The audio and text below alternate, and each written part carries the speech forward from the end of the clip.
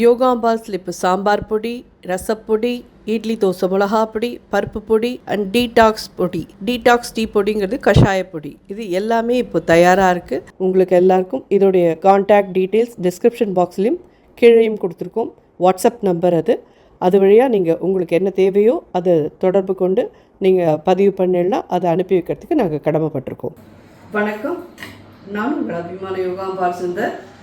இன்றைக்கி என்னென்னா யுகாதிக்கோசரம் நான் என்ன பண்ண போகிறோம் அப்படின்னு சொல்லி கேட்டிங்கன்னா, 1 பாட்டில் முன்னாடி நிறைய பேர் பண்ணியிருக்கோ இன்னும் தெரியல, 1 பாட்டில் கேசரி ரொம்ப சுலபமாக ஈஸியாக, விசில்லாம் எதுவுமே வாங்க வேண்டாம், அளவெல்லாம் மட்டும் கரெக்டாக இருந்ததுன்னா 20 நிமிஷத்தில் உங்களுக்கு ஜோராக ஒரு கேசரி ரெடி ஆகிடும்.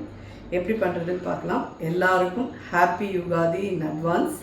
ஸோ எல்லோரும் வரப்போகிற வருஷம் நல்ல வருஷமாக, எல்லாருக்கும் ஆரோக்கியமான வருஷமாக இருக்கட்டும் நாம் வாழ்கிட்ட வேண்டிக்கலாம். ஸோ இப்போ நம்ம பண்ண ஆரம்பிக்கலாம்.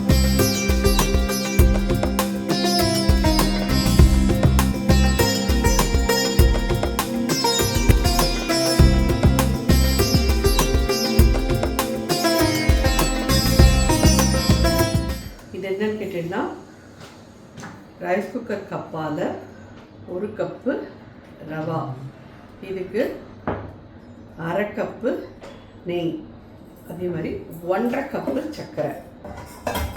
2 கப் வேணாலும் எடுத்துக்கோங்க, நான் 1.5 கப் தான் போடுறேன்.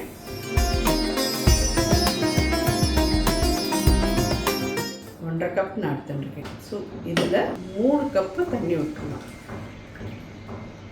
1 2 இது எங்கிட்ட சிங்கிள் பர்னர் இருக்குங்கிறதுனால நான் இங்கே இது பண்ண முடியல. இதை நல்லா கொதிக்க விடணும். சர்க்கரை கரைஞ்சி கொதிச்சுதுன்னா போதும்.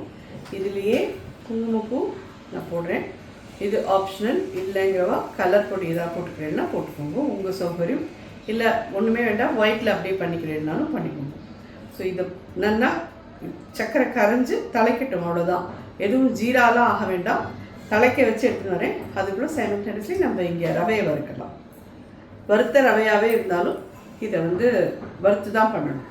ஸோ இந்த 1/2 கப் நெய்யை இதில் விடுறேன். கேசரிக்கு தேவையான அளவு முந்திரி பருப்பு ஒரு 10 12 உங்களுக்கு எவ்வளோ தேவையோ அவ்வளோ போட்டுக்கோங்க. அதே மாதிரி திராட்சை பழம் ஒரு 2 டேபிள் ஸ்பூன் போட்டிருக்கேன். இதெல்லாம் பொரியணும் அப்படின்னுலாம் அவசியமே இல்லை. ஏன்னா நம்ம ரவையை வறுக்கிறோம் பார்த்தீங்களா, அதோடையே சேர்ந்து அது கலர் மாறணும், அது பொரியணும். ஸோ இந்த ஸ்டேஜில் நம்ம அந்த 1 கப் ரவையும் இதில் ஆட் பண்ணிடலாம். ரைஸ் குக்கர் கப்பால் இருக்கிற அதே கப்பு தான், அதே அளவு தான்.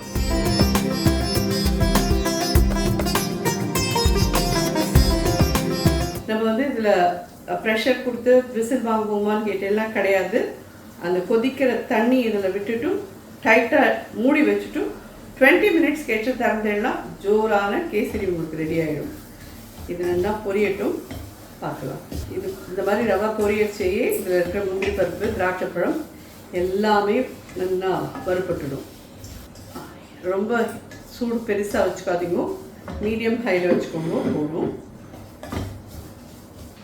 இது பார்த்து எல்லாம் தெரியும், திராட்சைப்பழம்லாம் நல்லா பபுள் ஆகிட்டு வருது, தெரியுதா உங்களுக்கு? உங்கள்கிட்டலாம் 2 அடுப்பு இருக்கும். ஒரு பக்கத்தில் சைடில் சர்க்கரையை கரையோட்டுன்னு இந்த பக்கம் இதை வறுத்துலாம் இது ஈஸியாக ரெடி ஆகிடும். சர்க்கரையெல்லாம் கரைஞ்சிட்டு இந்த இதில் அப்படியே விட்டுருவோம்.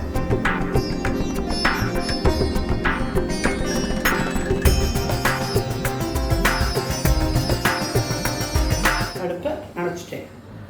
இதான் சாட்சி, பார்த்துக்கோங்க. அடுப்பை அணைச்சாச்சு. 20 மினிட்ஸ் வரைக்கும் வெயிட் பண்ணுங்க. எந்த அடுப்பில் பண்ணுறீங்களோ அந்த அடுப்புலேயே அப்படியே இருக்கட்டும் இந்த குக்கர். ஸோ இந்த குக்கரில் இருக்கிற சூடு, அடுப்புலேருந்து இருக்கிற சூடு எல்லாத்துலேயுமே அந்த ப்ரெஷரில் அழகாக ஜோராக ரெடி ஆகிடும். 20 மினிட்ஸ் ஆனால் வெயிட் பண்ணணும். எக்ஸாக்ட்லி 20 நிமிஷம் உங்களோட இதில் வச்சுக்கிட்டு இதை திறந்து பார்த்தீங்கன்னா உங்களுக்கு கேசரி ரெடி. ஓகேயா? நம்ம 20 நிமிஷம் கழிச்சு திறந்து பார்த்துட்டு உங்களுக்கு சொல்கிறேன். 20 minutes later. ஸோ இது இப்போ ஒரு 20 மினிட்ஸ் ஆகிடுது. இதை திறந்து பார்க்கலான்னு. எப்படி இருக்கு பார்த்தீங்களா? இது ஒன்றும் இல்லை, அதில் இருக்கிற அந்த ஹீட்லேயே அது மாதிரி ஆகிடும். ஸோ இது ரெடி ஆகிடுச்சு. இதில் நம்ம இன்னும் ஆட் பண்ண வேண்டியது ஏலக்காய் பொடியும் பச்சை கற்பூரமும் மட்டும்தான். அளவு மட்டும் கரெக்டாக இருக்கணும். எந்த காரணத்தை கொண்டும் அளவு மட்டும் மாற்றிடாதீங்க. அந்த அளவு பர்ஃபெக்டாக இருந்ததுன்னா சக்கரை அதே மாதிரி நான் வந்து 1.5 தான் போட்டுருக்கேன். உங்கள் யாருக்கான 2 வேணும் அப்படின்னு நினச்சேன்னா 2 போட்டுருக்கும் ப்ளீஸ். 1/4 டீஸ்பூன் ஏலக்காய் பொடி, ஒரு சின்ன பிஞ்ச் பச்சை கற்பூரம்.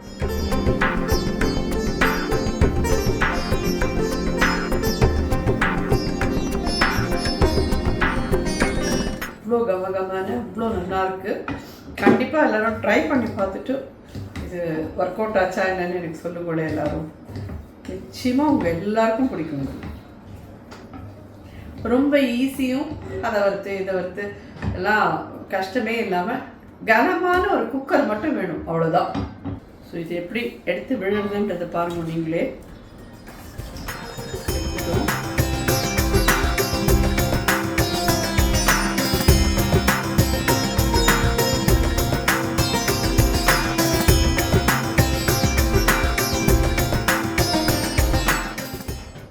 இது எல்லாருக்கும் நிச்சயமாக ரொம்ப ரொம்ப பிடிக்கும்.